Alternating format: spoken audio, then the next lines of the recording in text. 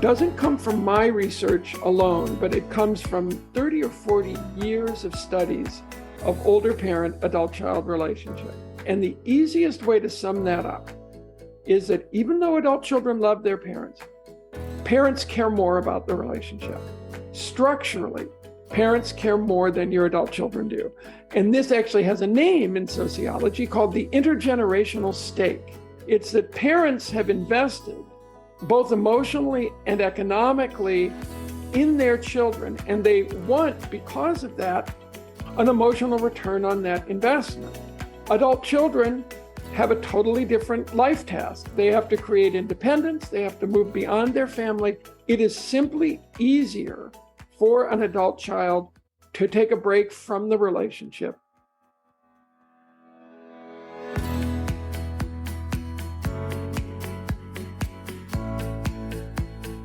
Hello, everyone. I'm Connie Gorant. Welcome to Bite Your Tongue, the podcast.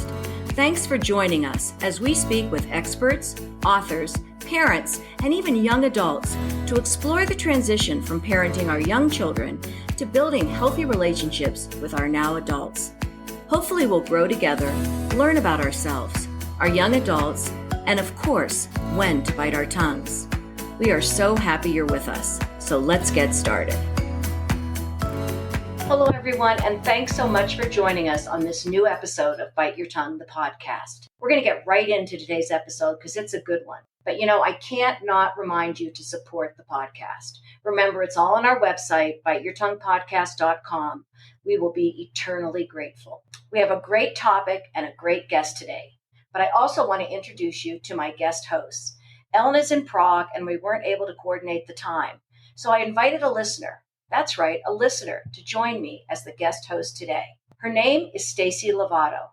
She reached out to us after we dropped the episode on understanding LGBTQ.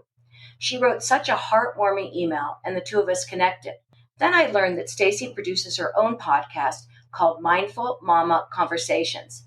I listened to a few, and I liked her topics and her style. So I asked her to join me. Welcome, Stacy. Thank you so much, Denise, for asking me to be a guest host with you today. It's an exciting topic, and I know my listeners and the Bite Your Tongue listeners will find it very helpful. Well, I'm glad you're here. This is an episode we've wanted to do since we launched the podcast. So many people said to me, do you want to start off with something so absurd and maybe so many people won't relate to? So I put it on the back burner. As we've continued, we learned that this topic is not absurd, and it is happening more than we know with so many people. What is the topic? Family estrangement, when adult children literally cut themselves off from their parents. We found lots of articles on the web, and there's actually a book called Divorcing a Parent. Free yourself from your past and live in the life you've always wanted. The statistics are alarming, and we'll get to that. But today, we're talking to a real expert in this area. Stacy, why don't you introduce our guest? Okay, I'd love to. We're pleased to welcome Dr. Carl Pillemer today, a professor of human development at Cornell. And he wrote an interesting book called Fault Lines, Fractured Families and How to Mend Them. And Carl, I've listened to a few of your other interviews, and what stuck out to me is that you came to writing this book, Fault Lines, from interviewing older couples, and that a large regret they had in their lives, many of them, that you found a common regret, was that they were estranged from family members at some point during that time. And that was something you wanted to delve into a little bit more. So because this is the Bite Your Tongue podcast, and I also work with families and parents, I'm a conscious parenting coach. So I think Denise and I are both thinking, how do we avoid estrangement with our own children? Maybe talking about that relationship a little bit. But we're really happy to have you, and I'm so happy to have been asked to be the guest host today. So welcome, Carl, and I think we'll just get going with some questions and figure out more about how to reconcile these estrangements. Oh, thanks so much for having me. It's a real pleasure to be here. And I love the idea of the podcast. It's an area that's very close to my heart. And it's true that I got into this topic in a little bit of an unusual way. I was primed for it, so to speak, because I've spent a lot of my career as a family sociologist studying what you might call the dark side of families. So I had studied things like elder mistreatment, problems of caregiving. We have an extensive program of studies on parental favoritism between older parents and their adult children. But I didn't come to estrangement quite that way. I was doing a book on a totally different topic, looking at the life wisdom of older people and what they can teach young people about growing older. And I asked them the question, as you look back over your 80, 90, 100 years, what do you regret and how can young people avoid having regrets? I expected for that big ticket items like an affair or a bad business deal. And I wasn't prepared for people's greatest regret in quite a few cases being an unresolved estrangement. So people became more emotional on that topic than any other one. If they had especially an adult child who they were estranged from, because you really want your kids around you towards the end of your life, but also from their siblings or even from one of their own parents. So that was what really brought me into this. I saw among older people the amount of distress that emerged from an estrangement. And that led me to want to look at how extensive are estrangements, what causes them, what are their effects, and what can people do to prevent them or deal with them when they occur. So I know that when you've been interviewed before, you've talked about some of the statistics. I'm sort of surprised by this. And also, I read online in a BBC article that you were quoted in that this whole parent-child breakup is on the rise in Western countries. Why is that? What are some of the statistics? And why do you think this is happening? I mean, to me, it would be my biggest regret for sure. Let's put it that way. That's a great question. And, it has a slightly complex answer. One of the issues is that we honestly don't know if estrangement is increasing or not. So we certainly have plenty of recorded examples of estrangement throughout recorded history, both the Hebrew scriptures and the New Testament with, the famous story of the prodigal son. Themes of estrangement in families have existed for about as long as people have written about families. There is a suspicion or a thought, though, that estrangement is increasing, largely because norms that held families together, no matter what, have weakened. And we'll come back to this, I hope. But younger people in particular, from their 40s on down, are less likely to hold to blood is thicker than water. And if a relationship is very aversive, unlike my generation, or I think my parents' generation, where you stuck together and didn't think about cutting off the relationship entirely, younger people in contemporary society, even though they love their parents or their siblings, find it easier to say, I'm going to take a break from this relationship for a while. In terms of sheer numbers, however, we did a representative national survey of the US population. And I was really curious, is estrangement hype? Is it, you read about Prince Harry and Prince William or, Angelina Jolie. Is this just something that the media are creating as an epidemic? And we found in our study that a little over 1 in 4 Americans reports being estranged from a close relative. And in most of those cases, not all, but in most of those cases, it's not just a trivial estrangement. People find it, at least to some degree, upsetting. So numbers don't always speak for themselves, but in this case, they really do stand out, that estrangements occur in many families. It's probably a rare family that has never experienced at least a temporary estrangement from someone. So I think it's quite an extensive problem. And what's really surprising about it is how little solutions have been created, how little clinical literature there is, how even little self-help guidance there is for people. So it's a big problem, and so far with not a lot of evidence-based approaches to how people should deal with it. It's interesting. It's very similar to building healthy relationships with adult children. Everyone's struggling with it, but no one's talking about it. However, this is much more significant. Stacey, I want you to pop in whenever you want to. I'm going to ask this one more question, and I really want you to. And Denise, could I pop in with one? Yes, with please. One quick thing? Yeah. The one thing we have to remember, though when we talk about these relationships with adult children, is that there is an on the one hand and on the other hand. On the one hand, there are these problems. On the other hand, surveys persistently show us that most adult children have pretty good relationships with their parents. So the vast majority in any survey we sociologists do, at least 3/4, probably 4/5, describe their relationships with their parents as at least relatively close and reasonably free from conflict. So we've got a situation where it's not terrible for most people. And in most cases, or in the majority of cases, there's a good flow of support between adult children and their parents. And the conflicts and difficulties are relatively routine and can be resolved on their own. However, it's on the other hand, as they say, there's this chunk of older parent, adult child relationships that are really problematic and distressing for people. But I don't want to depress your listeners. It's more the norm to have a pretty good relationship with your adult child. This may change over time. So it's not like everybody should go off and bemoan that these relationships are going to be awful no matter what.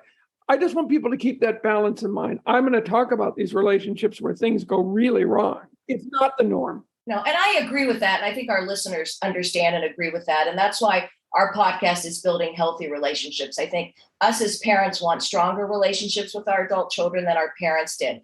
But this situation of estrangement is that small percentage. And when I see it happening around me, I thought it was much more rare than I think it is. And what I want to put aside is the really severe situations of abuse or people being raised with both either emotional or whatever abuse. I want to talk really about the situations that you talk about. And let's get to that. What are some of the reasons? You say one big event usually makes it happen. You talk about hostility between spouses, in-laws, unmet expectations. What are some of the things that you think cause this estrangement with young adults and their parents?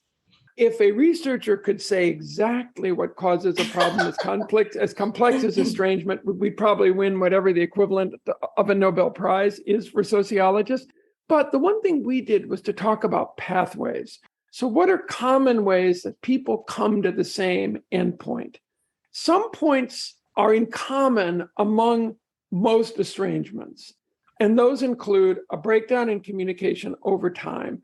I would characterize it as a cascade of negative events which escalate to the point, as marriage and family therapists sometimes also talk about, there's contempt and then stonewalling.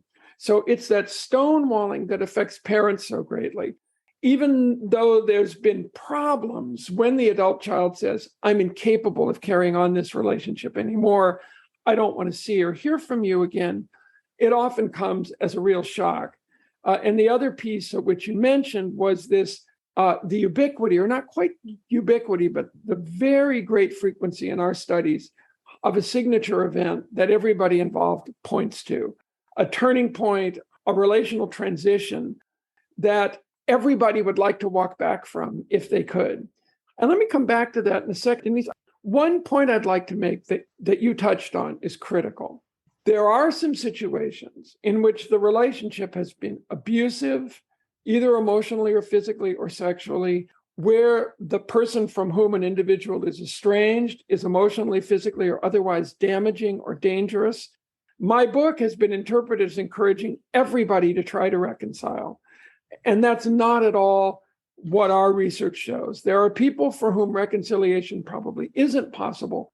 And the only way they should attempt it is with the guidance of a professional. In my studies, some people who had extremely adverse childhood, as bad as people who never reconciled, did eventually reconcile in some way, but they did so with an immense amount of work and support and help. So I don't want anything I say to be interpreted as everybody should reconcile. But I talked to over 100 people who did and were really happy about it. In terms of causes, there are these common points: poor communication that often erupts in a cascade, a signature event, and we know from scientific research that our relationships don't always progress in linear fashion. I'll give you the example. You've loved a restaurant for 20 years, and then you have a really bad meal and you get food poisoning. You reinterpret all the experiences you've had at that restaurant through this negative event. That's true with how we are as customers and how we are in our friendships. So if a friend makes who you've loved for years makes a racist joke, for example, you then begin to reinterpret the whole relationship in light of that one event. That was an important finding of our study, that these events do matter. And a very critical thing that people advise is that some kind of first aid after the event, rather than letting them go on. So those are points in common. What do you mean by first aid? The restaurant gives you a gift certificate to another meal. What happened? What first aid after that? Immediately getting therapy? What do you mean by that? When I asked people who would tell me, that when someone would tell me things like this, and these are typical, my husband was overlooked in terms of giving a toast at my daughter's wedding. I was so upset at that we left and we haven't spoken for 3 years. Or I was supposed to get the grandfather clock and my grandfather had promised it to me. My father gave it to someone else. I asked my sister to give it back to me and she said no, and we haven't spoken in 3 years. Those events can be dealt with right after much more easily than a year or 2 years. What happens is people ruminate. They become defensive. They recast the entire relationship in a new narrative. Critically, they start to talk to other family members or their friends, all of whom reinforce how awful this relative was. How can you stand to have anything to do with them? So over and over, people said, when I asked, how could you prevent your estrangement? They would say, really, for my estrangement, I need a time machine. I would have, if this was a big fight over a will, gotten a mediator. I would have, if this was another kind of conflict, brought in a pastor or a trusted friend, someone who could help us through it.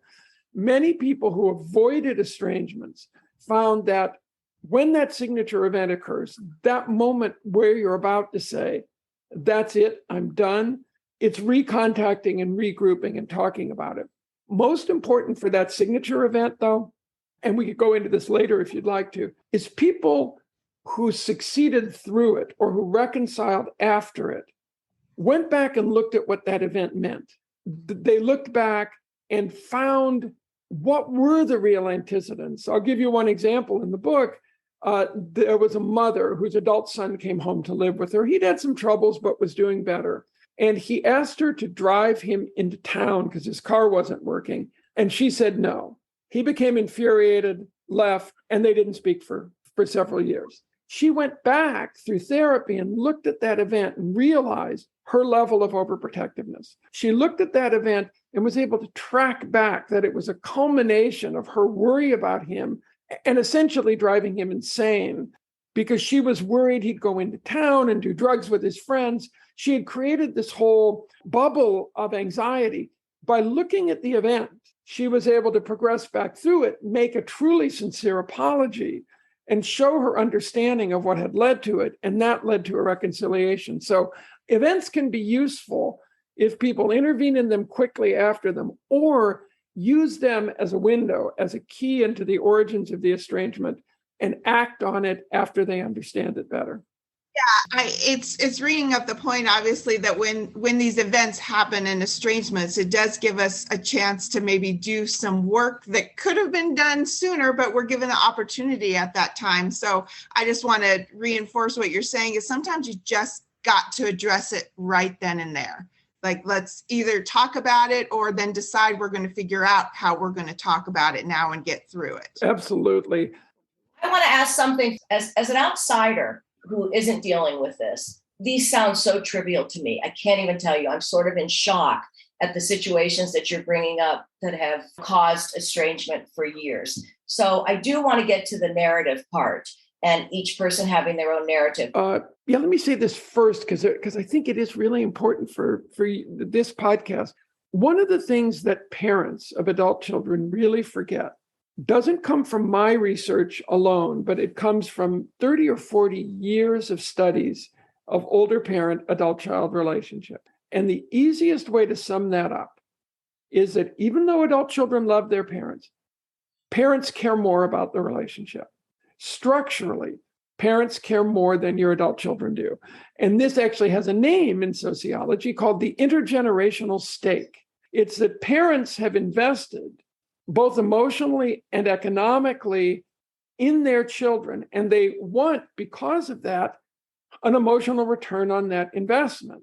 Adult children have a totally different life task. They have to create independence. They have to move beyond their family. It is simply easier for an adult child to take a break from the relationship because their investment in it is lower. So if you look at studies that have looked at older parents and adult children in the same family, literally for 50 years, if you ask how important is this relationship to you, how valuable is it, how critical is it to your well-being, on average, parents rate all of those much higher than their adult children do because they have a stake in the relationship. One of the findings from our study for parents is be careful what you do and what you say. Bite your tongue. As your podcast says, parents who drew that line in the sand about how their kid was raising their grandchildren, or how, the new partner in the family, or the kid's political or religious beliefs, didn't realize that the kid could exit because it's so hard for us to think of exiting. So this is some of these things can't be easily repaired, and older parents do need to tread cautiously and decide, is this the moment? Is it worth it to really have this knockdown, drag out conflict of it with my child? Because the child does not have the same level of investment in the relationship. They have some, it's just imbalanced. So that's where this narrative idea comes in. If I could actually move to your question. I just want to say, and I'm sure Stacy feels the same way, echo this, Stacy, what you just said is so important and so real. And I just want to ask you one question to it, because I think about my own life. When you're young, you're only concerned about building your own life. You have respect for your parents, you love your parents, but they can get in the way as you're building your own life. When they die, you start going through, it's almost like the relationship becomes better or stronger to you in your life when your parents die. That is so interesting. I think that's true. I think also what happens is the relationships tend to improve as adult children acquire statuses that are similar to their parents. Yes. As long as they follow that same path. Again, if one of them becomes a born-again Christian and the family was Jewish, I don't care how established the adult child is, the parents are going to struggle with that. Right. That is the question. Somebody marries outside the faith. In general, when I talk to people about it, and in the book, is this taking the long view? Like over the years, in your 70s, 80s, and beyond, these kinds of differences aren't going to be as important, and you're going to want to have your children typically around you. So I think people really have to do a cost-benefit analysis of what is more important. I think another issue that comes up is going along with the boundaries that your adult children set. So that's one of the hardest things and a cause of estrangement. I wanted to come back to your narratives idea because I think it's so important. I based part of our research and the discussion in the book, Fault Lines, on what we know from narrative psychology, how important these personal narratives are about the events in our lives and how extremely difficult it is for any of us to give them up. So if it's why one of the major recommendations in the book around reconciliation is that most of the 100+ people who I interviewed who had reconciled with a relative after 1, 10, 20 years gave up the attempt to align their past. They really let the past be. One of them might have wanted to process it, but very rarely did these long-term estrangements resolve through coming together and sitting down and agreeing what our divergent views of the past were like. So if I were to take siblings as an example, if Tim believes that his brother John was a sadist when they were growing up, and John believes he was doing harmless teasing, they've had so long to live with those narratives that no one's going to impose theirs on the other. Similarly, in the book, I had a great experience, a fascinating one, where I went with a family with 2 siblings who had not been together with their mother for 25 years. So it was the first time that the family had all been together, and the son hadn't spoken to her in 25 years. And I interviewed them separately and then observed the family together. Her husband had been a drug addict. He'd left the family. She found somebody to marry who could provide for them. They were going to be destitute otherwise. And she just made sure her kids had all the accoutrements of a childhood.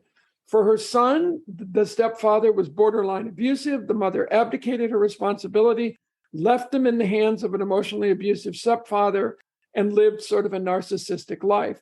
When they came back together again, there was no way those narratives of the past were ever going to align. Even an apology wouldn't be enough because you're apologizing for the person's entire childhood.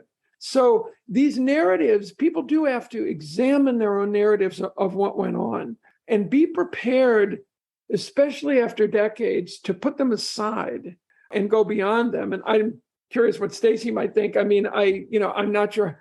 This is a major stumbling block if somebody will not come back into the relationship unless there is a full-blown apology, not just for the whole childhood, but for the entire person that the parent was or child was.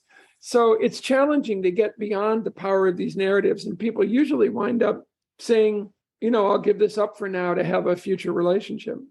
Yeah, at times it does sound to me like you maybe have to give it up a little bit. You may have to accept that that's where somebody else was at the time. I keep going back to this idea of connection over correction. If we want connection, we may not be able to correct what we see needed to be corrected. Yet, as you're saying, everyone comes with their own view of things. If you can't reconcile past that, you've talked about it in the book too, you have to live with what that was going to be. I am absolutely loving connection over correction. Well, I teach that to parents for young kids. And now I'm realizing as my kids become adults, that's still the truth. As Denise pointed out, which the point you made earlier that Denise already said was so profound, they are trying to live their own lives. And the connection I want with them is probably not the connection they want with me. And I have to be aware of that. And I think sometimes that's when the lines get messy a little bit when we're wanting something, because one of the best lines in your book is the expectations or disappointments waiting to happen. And that has just stuck with me because that's so true. It's hard work. Well, also, I wonder if you find this in your work, the concept of no one is a mind reader. I really do think that parents and their adult children can help to estrangement proof their relationship through more open discussion of these expectations. There were many occasions of this, like in the book, there was a situation of a couple had a new baby and the parents were very traditional and they planned to kind of move in for a while. And the couple said, no, you're staying in a hotel. This is just too much for us. And they refused to go and didn't see their first grandchild. That could have been diffused by, during the pregnancy, hey, what do we all, think about this? What are you expecting? I think I can say, we're actually going to help care for a new arrival that's going to come in our family later on. And we're going to spend some time there. But we're talking about it a lot, Right. Who will look after the dog while we're there, and what are you expecting for us? And if we're there during the day, how do we feel about weekend, so you can go out? It's the problem of these unspoken assumptions and assuming that your relative just knows you so well that I think, leads to this cascade of problems. The same thing is true with wills and inheritance, which we found were a remarkably potent source of estrangement.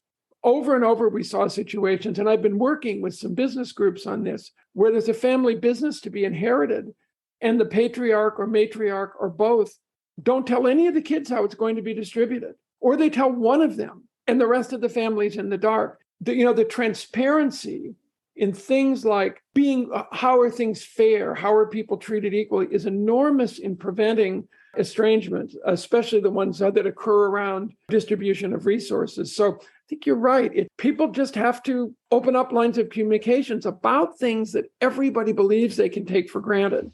I want to say two things. One, before you visit your new grandchild, you have to listen to our episode on grandparenting. It's so good. And she basically says, you are the loving and loyal servant, meaning yes. You stand back and you do whatever they tell you to do. You're right on course. Second, what you're talking about in terms of family business and wills and estates, Succession comes to my mind, the show where everyone's estranged from everyone. But anyway, what I really want to ask here is, I'm going to give two situations, but first I'm going to ask something. I wonder if therapy is so important, and I'm not putting down therapy, but it's always the parents. The kid comes with a problem.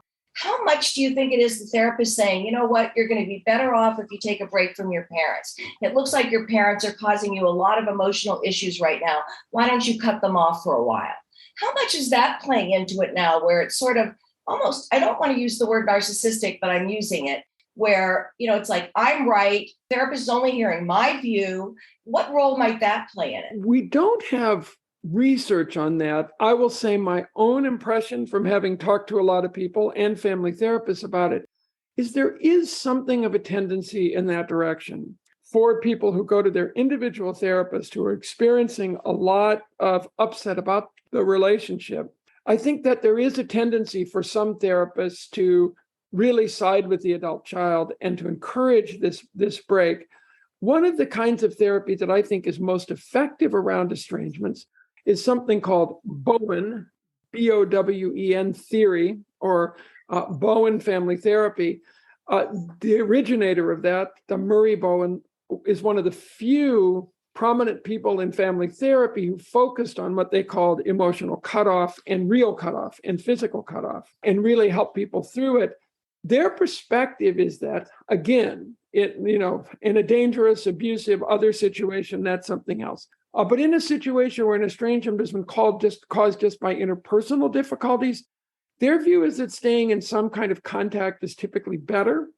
It allows you to process the relationship. It allows you to grow through it. So folks who are looking at this kind of thing might do well to seek out a Bowen therapist or somebody with that orientation. We did do a survey of 60 family therapists about how they approach estrangement. Oh, good. And what was remarkable is many of them do throw up their hands. Their major barrier that they perceive is the inability to get both parent and child into the same therapy session.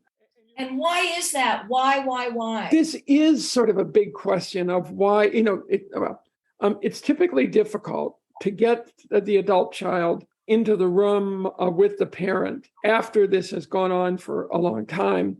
It really does just harden, and an inertia factor does tend to set in. One problem from the parent side that we found again and again in our interviews is what we call this kind of defensive wall that parents set up. One thing that we know from decades of psychological research is that one of the most painful things and stressful events human experience is outright rejection. And when we're rejected, a common response, and this isn't like psychobabble, this is from, actual research, people become very defensive. And they become so defensive that it protects their integrity, but it makes it impossible for them to see what's going on in the relationship. So over and over and over, I talk to parents. And this, I won't say always, but it occurred a remarkable number of times. We'd begin an in-depth interview with, what do you think caused this estrangement? And the parent would say, I have no idea. I have no idea why this occurred. Really, it's just baffling. Over the course of the interview, they would describe persistent conflicts, not liking their son-in-law, let's say, and criticizing him, having gone on Facebook, criticized their child's lifestyle choices. They would list every problem in the relationship. And I got to the point where I would openly say, boy, hearing this, it sounds like you got a lot of messages. And the person would pause and say, I just don't know why this occurred. And that's because the level of defensiveness in the face of rejection is so high. That's why I think therapy does really help people on the parent side. Very often for parents, there is a history of difficulties, even to the point of the child writing them a letter or being explicit that they can't process, that is too difficult for them to hear. Very often in the reconciliations, the parent was able, through therapy or through self-examination, to see what the adult child was saying and to make a legitimate apology and expression of understanding. Often the parents that would say something like a very common line is, I'll apologize for anything. All they have to do is tell me what I have to apologize for. Well, that shows a lack of any understanding of where the adult child is coming from. And a forced apology isn't really an apology. So I think that's one of the major barriers, is that this level of sort of a defensive wall being built up keeps parents from seeing what the adult child is saying. Why people won't come into family therapy is a challenging question. Sometimes adult children do. I profile one case in the book that was really, really successful. But it's not that there are a lot of family therapists out there who specialize in this issue and who you can go to for help in this. But very often they, for example, I say in the book, the huge encyclopedia of family therapy doesn't have family estrangement in the index. And we've heard that about adult parents. Someone has said that exact thing. I think the guy from the Society of Emerging Adults. Go ahead. You're right. Yeah. Yeah. No. I think so. So it's a question. The one thing I, believe from our studies, what can be more helpful in some cases is actually mediation. So remember, we have these different types of estrangement. So we have some that come from these harsh parenting, extremely difficult childhoods, early parental divorce where a parent has dropped out of the picture. There are those kinds of situations that won't be helped by mediation, but there are many estrangements that occur in more situational ways, like these problems with family businesses, property, problems with in-laws. Mediators can really help. And many people said that when there was a conflict over, say, what was going to be done with the family summer house, they really wished they had brought in a family mediator who would have met with everybody. So I think that's an important thing for people to think of, that there are mediation resources in most communities, and that if your problem is really these emotional issues are circling around events or decisions, mediation can be a very powerful tool to either get back together or to help with an estrangement. While you were talking, I was imagining two people in their own little silos with their therapists agreeing with them. Do you know what I mean? And it's hard then to break out of those silos and come together. But I know I have heard several times, I've talked to parents who are willing to completely apologize, give up their narrative, and the child isn't willing to budge. But what I want to really ask about is how, particularly in divorce situations, and I've seen this a couple times, where one parent sort of turns the kids against the other parent. Like, you don't want any more relationship with your mother or your father or whatever. How often is that? There's certainly the case that, parental divorce in childhood period that we found would be called like a risk factor for estrangement. Especially true for men because they're more likely not to have custody. They often develop other relationships in other families more quickly. So in general, you can be on alert for an estrangement possibility with divorce, even if, of course, sometimes it's really good for the children to have it occur. And yes, there is some of that alienation. We didn't study it specifically. And as you folks probably know, there's a big literature on that around how parents may alienate children from another parent and the problems inherent in that. So I think that is a piece of it. The other piece, and this actually relates to the question of divorce, is the influence of other people, so that other family members can get in the way or can promote estrangement or reconciliation. There were a number of cases that there was a divorced dad who had two daughters. Daughter one wanted to reconcile, and daughter two was basically, they were very close to one another. Look, it's him or me. I mean, daughter two had such negative feelings about her father that it was incomprehensible that people would want to reconcile.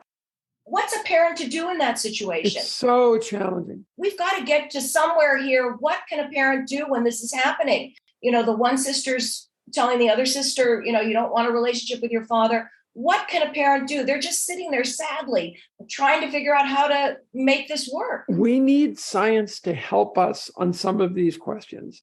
I think that what our studies did, and a few other folks working in this area, have been the first step. It's to identify the issue, because I will tell you, it is extraordinarily difficult for parents whose children are estranged from one another. It's almost as difficult for some of them as it is to have the child be estranged from them, where they're kind of mediating between two children who won't speak to one another, who feel that the other one has offended them deeply, and parents can exert a lot of effort. I talked to siblings who did reconcile. It was their mother's deathbed wish, that they would somehow learn to live with one another. That's something that long-term intractable problems. For some of these issues, like we're talking about, right now, there aren't great solutions. And the question is, how can people adapt to a situation that can't be changed? I tried to look at it in our research. What can you do in a permanent estrangement from a child who you still love, for example? And I didn't write about it much in the book because there's not much guidance for what you should do other than treat it like you would a death or some other very negative life event over which you can't control. Work through it, use cognitive behavioral approaches to improve your mood. For some of these situations with long-term estrangements, with a child who really is unwilling to have any contact, every card or letter is sent back. If gifts are sent, they're thrown away. I've seen those relationships reconcile. But from the older parent's perspective, when it's gotten to that point, your only solution may be to work through the grief. I mean, it sounds pessimistic, but there are situations that may not in a parent's lifetime reconcile. And what they need to do in the course of therapy and other work is adjust to that factor. And people do all kinds of things. They get involved in the lives of nieces and nephews and other young people. They invest in the family members with whom they still do have connections. But the other piece of advice which those individuals gave, and I think this is really critical for your listeners who may be in a long-term and seemingly unresolvable estrangement, over and over people said, don't give up. Don't stalk. Don't show up at somebody's door. When we've have adult children who've gotten restraining orders against their parents who won't stay away. But keep the doors open. If they will accept a gift to a grandchild, send it. If they'll allow you to friend them on Facebook so you can see their posts, do it. Send cards, send letters, make them aware through other family members that they're here and they're ready. There are times when the adult child reached out, but the responding, and sometimes this occurs, there are estranged parent Facebook groups. And one of the difficulties with those is there's so much anger that the adult children wind up being demonized. There are threads in these groups, they're like deserters in an army and we shoot deserters, or things like that. They're so negative. Cutting off all possibility of reconciliation from the people we interviewed is a bad idea if you're interested in it. Being open, being clear that you're open, making gestures and making overtures. One relationship reconciled when, after many years of no contact, a daughter-in-law who'd kind of initiated the long-term estrangement because the mother-in-law was pretty awful, her own father died and the mother-in-law made a memorial contribution in honor of the father-in-law. And that gesture opened the door for contact because it was a thoughtful gesture that showed the person had changed. So both, it's do whatever you need to do to try to get past the grief as best you can, to move on and reinvest in other relationships and leave the door open for reconciliation in every way you can is the best advice. But that's the hardest. The adult child who says, I'm done, you can only throw yourself up against a brick wall for so long.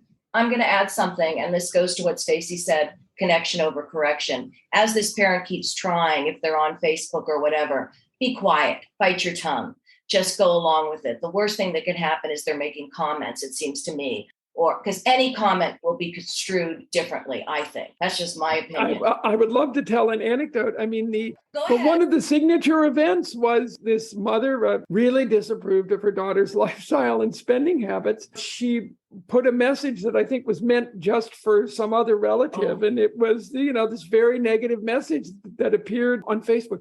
But one thing I did want to pop in there, one thing which worked for some older parents was what I call in the book, one last chance. That is, parents often will say to an adult child, I'll do anything, and not say what it is. Sometimes a parent can propose, look, I understand now. If I can see my grandchildren once every 2 months, I will never criticize your husband. My husband won't talk politics. My second husband won't even come because you don't like him. I'll never stay in your house. You can offer terms rather than an apology. Here, if you really mean, many parents don't mean I'll do anything. They actually don't mean I'll do anything. They mean I'll do anything sort of, but I think a parent can offer these very clear terms. Here's what I'm willing to do. And in some cases, that made a difference. That makes perfect sense. Yes. And I understand if I'm offered this one last chance, it really is my last chance and I will never be allowed it again. And in some cases for adult children, that really worked, offering that one last chance. That's amazing. It allowed the relationship to continue. So before we wrap up, I want you to repeat two things. And then we always ask our guests for two takeaways that we want our listeners to listen to. But I want you to mention again the Bowen therapy. Is it Bowen? Is that Sure. right? I was exposed in the course of writing the book to a type of family therapy called Bowen therapy. It's named after a psychiatrist named Murray Bowen, Bowen, who originated this. And they offer unique help around what they call cutoff or estrangement in families. They help people to look back at experiences of estrangement in their own life histories. And they help people to process this even in the absence of the other person. It's especially good for the person who originated the estrangement. There is a group called the Bowen Center in Washington, D.C. They're able to, make referrals to people who do Bowen therapy around the country. I had a great meeting, which I describe in the book, with a Bowen theory therapist who helped me understand estrangement in my own family in a past generation that had profound effects and I wasn't even aware of. So that's something I think people really could explore, and there's lots written about it. So Bowen theory family therapy is one of the few that takes on the issue of estrangement, especially useful for someone who has caused an estrangement and is pondering ending it and wants to think about the kind of boundaries they need to set and support. That would be true with any good family therapist, though, too. If you're someone who is estranged and you're the originator of it, talking to a therapist through questions like, what boundaries do I need to set? People talk with their therapist about things as straightforward as this. This was from an adult child perspective, when I talk to my mother, my husband is nearby. So he can tell me when I'm beginning to be too upset and I should end the conversation. And that's been true on the parent side as well, that, you can think of what you need to, oh God, I have to say one other thing. I'm sorry. Go ahead. Here's another key thing for parents, though. Key thing for them is this question. If reconciliation might be possible, what's the least I can accept in this relationship? And that's really true for everybody. It's unlikely it's going to be a perfect relationship. What is the least I can accept? To give the example I gave, one woman, this is a true example. Her daughter said, you can come once every few months and see your grandchildren. I never want to see your second husband. I never want to hear him referred to. You can never stay in the house. I don't want you bringing extravagant gifts. She made a whole set of rules, and it was worth it. It was the least that person could accept. So that's something parents may be offered something like that. And, you need to think it out. If you can't accept it, you may be stuck where you are. Okay. Oh, dear. All right. Before we end, we always ask our guests to give our listeners two pieces of advice to take away from this episode. What are the two key pieces of advice you would offer to parents of adult children who might be facing estrangement? My strongest advice is this. If you're offered an opportunity for a last chance to reconcile, take it. And if you're considering offering that last chance to someone, do it. Because I found over and over with 100+ people who reconciled, it was difficult, it was challenging, it often took outside help, but no one regretted it. And the other highly surprising piece is that most people who reconciled found it a powerful engine for personal growth. They really learned a lot about themselves. So I would say one piece of advice is consider trying it wherever you are in this, because it often works out better, even an imperfect reconciliation. And the second piece is a big picture one. I think our society has become increasingly divisive, increasingly conflictual, and most of us feel helpless to deal with that. But one thing we can do, maybe, is overcome some of it in our own families. So it's empowering if you have a situation like this where no communication is occurring, if you can make communication happen, it helps you feel better about what's going on in your family and to maybe some extent what's going on in the world. Like some great sage once said, peace in society depends on peace in the family. Now, that's not exactly true, but I think that you can create this little pocket of peace by overcoming some of these challenges in your own family. So that's another takeaway is, don't live with these long-term estrangements and conflicts if it's in your power to deal with them. I really love that. Thank you so much for joining us. This was so insightful and probably, and Stacey, you'll agree, one of the easiest interviews I've ever done because you offered so much. And I feel badly, Stacey co-hosting for the first time didn't get to ask too much because truly, Dr. Pillemer, you say it all so beautifully. So thank you, Stacey. Thank you. I don't want to call you Carl or Dr. Pillemer. Carl's fine. Carl, thank you so much. I can't even tell you the valuable information that you shared with us. Well, it's been a real pleasure.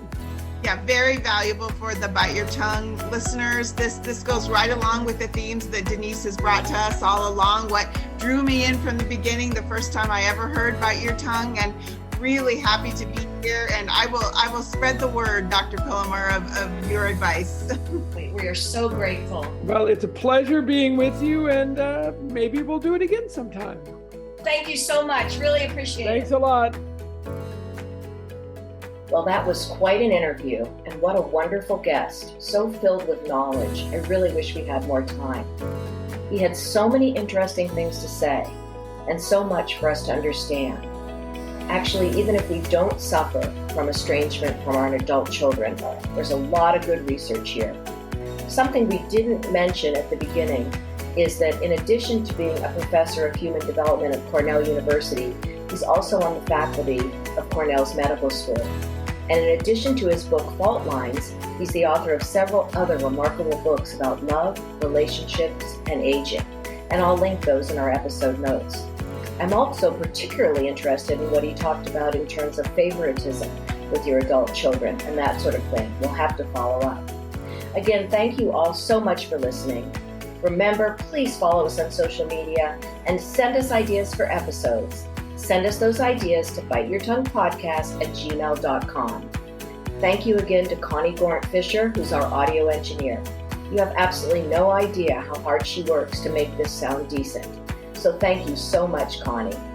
And remember, and this episode really enforced it, sometimes you just have to bite your tongue.